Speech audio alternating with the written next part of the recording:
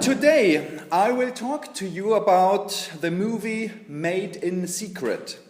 I propose calling this movie Utopian, and one reason for this is that in it a non-existent collective is described in considerable detail that is located in time and space, and that the filmmakers intended a contemporaneous viewer to view as considerably better than the social arrangement in which the viewer lives, to slightly change Lyman's definition.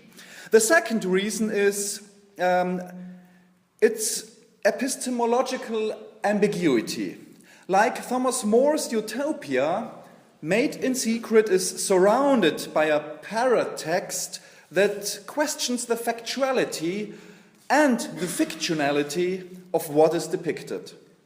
This ambiguity is, I would argue, a useful tool in intentional utopias, that is, in utopias that are written with the author's intention to have an impact on reality.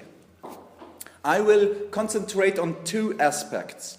First, is this propagandistic activist movie a documentary or a fictional movie? And how does this ambiguity translate into utopian strategies to build a new world? And second, since this movie about a feminist porn collective is not about porn actually, we should look at the decision-making techniques depicted in the film and correlate this to the consensus processes both in real anarchist circles and in anarchist utopian literature. What can we be sure of? To the first viewers, Made in Secret came as a film festival entry. To me, it came as a DVD digipack that an anarchist activist left at my home. It is a feature-length movie in English language, and to have the naive experience of the first viewers, one should ignore all these extras, especially the intro of 5 seconds, which says this is a work of fiction, and just push the play button. The movie starts with an amateur VHS video of a woman reading a feminist manifesto, criticizing contemporary pornography and demanding better pornography. Let's have a quick look at the last lines of the manifesto. We propose a solution, a homemade grassroots pervert revolution. See movies full of arty cuties making out and enjoying it too. I want to see something that won't bore me, something with a story so far from dumb that I'll sit in the wet spot after I come.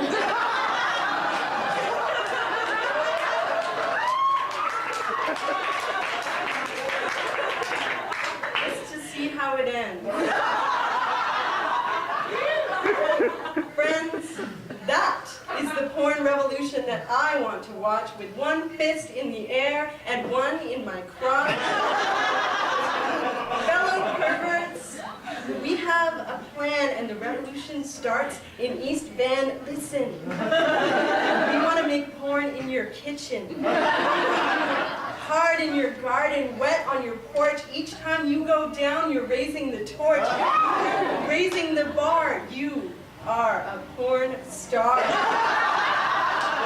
Come with the East Van Porn Collective. You have nothing to lose but your pants. Okay, it ends similar to the Communist Manifesto, so one is curious if it could have a similar impact. Watching the movie leaves the impression that it is a documentary. Most information is given by talking heads. One can easily distinguish between the spontaneous behavior of group members that is just documented and the scripted acting of these members when they play roles while filming porn. They are obviously not good trained actors, so when their behavior does not look fake, one may safely assume it's authentic. Also, several times protagonists directly communicate with the camera operator, for example, asking him to leave, which is another signal for a documentary. But then there is the paratext, which warns us, for example, on the inside page of the DVD digipack, and I quote, "There's a good chance you found this movie in the documentary section. It often gets described that way and not without reason.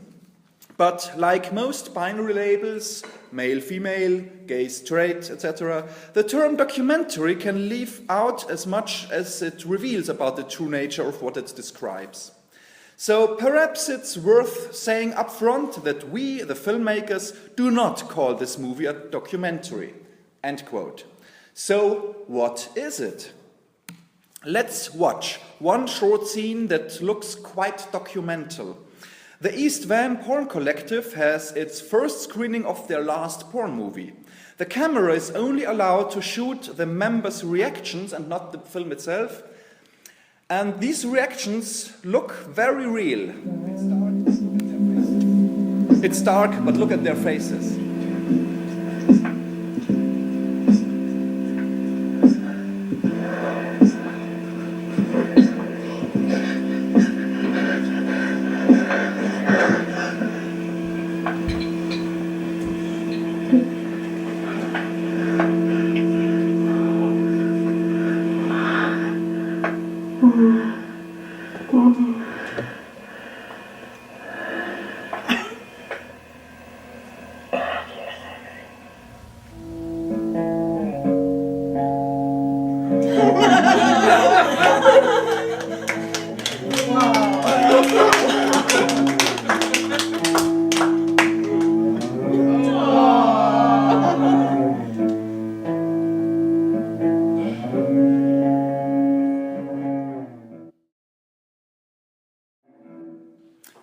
How could this not be real? But in fact, the whole collective and its activities have been invented and written down in a short story, of which Made in Secret is just a screen adaptation. We are told this in the question and answer section of the DVD extras. So, how can the bodily reactions in the last clip look so real? In the making of, Mr. Pants, this guy here, explains how. You know, just like we're not filmmakers, we're not actors either, so we were really concerned that any acting that we tried to do on screen would come off looking really fake.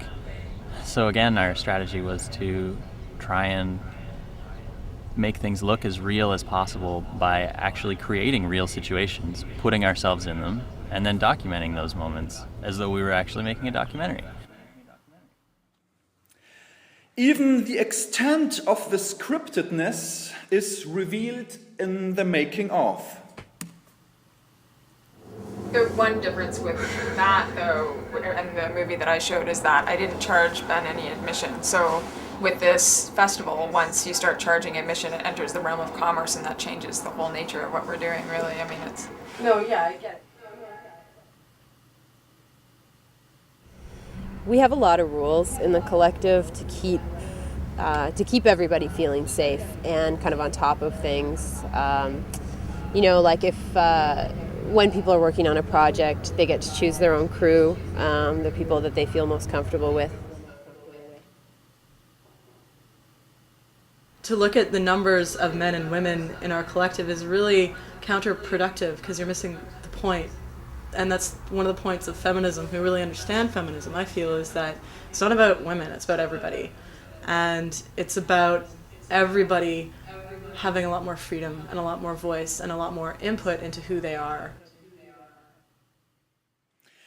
Depending on the personality of the depicted person, they needed more or less textual guidance to act out the role, to become the planned persona.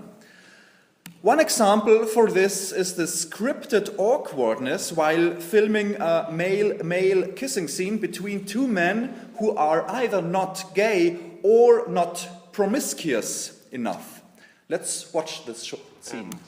And I guess that's the thing, is that I've never kissed anyone before that I wasn't in love with. Never had a fling, I've never had a one-night stand. I didn't play spin the bottle when I was a kid. I just don't, I don't have that kind of physical intimacy for purely recreational purposes. So it feels weird today, but worth it. Definitely worth it. I think it's important in a movie like this that is billing itself as a sort of pansexual romp that we include sort of examples of like male sexy stuff, you know, homoeroticism. Yeah, I feel great about it. I feel excited to be able to help JD realize her vision on this movie by sort of pushing myself in a new direction. There we are. Hi.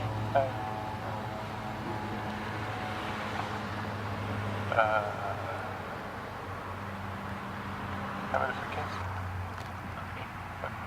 We'll just do a little first. Okay, the awkwardness of this situation is constructed by the real-life relationship of those two. They are roommates, but they are also connected to Monster, her, the woman from the manifesto scene. Professor University is her legally married husband, while Mr. Pants is her boyfriend at this time, and Monster is shooting the scene. So this gives an extra push of awkwardness that is intended to be seen in this scene. The film should have the name Bike Sexual. It's also bike scenes. Now, let's translate this construction of situations into utopian strategies. Normally, utopias try to make sexual encounters less awkward, even if they are Canadian and have a tendency to polyamory. My example here is Baron de la Hautan's New Voyages to North America from 1703. This text has 3 volumes that bridge the divide between fact and fiction. The first volume consists of La Hontan's real letters from North America to France. He was an officer of France's colonial army in Nouvelle-France. The second volume is a systematical ethnographic account of the indigenous tribes living in what today is Canada. And while most information seems to be accurate, he also invents idealized indigenous peoples that have never existed. The third volume is a purely fictional dialogue with the Huron chief Adario, who praises the Huron way of life and criticizes European manners. This part has often been interpreted as a contribution to the noble savage discourse, but in the dialogue, Adario makes it clear that it is the social institutions of the Hurons that makes their life so good, so healthy, and so happy. So I think it's fair to call it a utopia. Everyone can and should become a Huron, says Adario. For our case, the question of mate selection is especially interesting. The young Huron women are free to decide with whom to have sexual intercourse. Any man lusting for a certain girl may enter her hut with a torch. If she does not want him, she hides under her blankets, like in the picture on the upper left. If she wants to have intercourse with him, she blows out his torch, literally, not too much lighting for filming porn in the upper right picture, but more often than not, she would start a conversation with him, the lower left picture, giving him the chance to seduce her, but also giving her the chance that the better man will visit the tent or the hut, and then she sends away the first man. If she really wants him for more than a few nights, she can marry him, like in the center picture, and she can get divorced if she does not like him anymore. These are simple rules, but they are rules. Rules are important because they enable sexual freedom much better than unrestricted license that may result in rape. Order and rules set the situation in which persons know how to behave, how to get what they want. That is why in so many utopias we have much more descriptions of institutions and laws than of individual desires. To close this first part of my presentation, utopias that want to have an impact on the real world have to create situations that form the individuals into the good order. Made in Secret does this with its protagonists, as I have shown. It does this also with its viewers by questioning the reality of what is shown. This may help the viewer to question what is real and what is possible. Am I really a citizen of this state, or is this state just made up and acted out? Could we act in a different way to artificially create a different state or society? This opens up the questions of power and of authority. Who has a say about how I behave, with whom I copulate, or how things are run? Who decides about the good order I have to be formed into? I would say that this question is the underlying theme of Made in Secret. That is revealed at the end of the theatrical trailer. See yourself.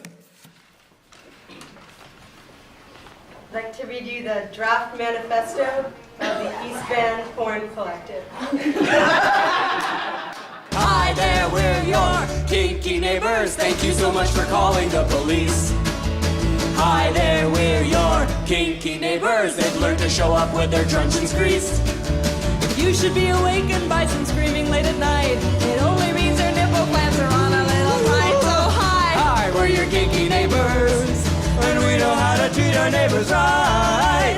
Hi, we're your super duper kinky neighbors, and we know how to treat our neighbors right.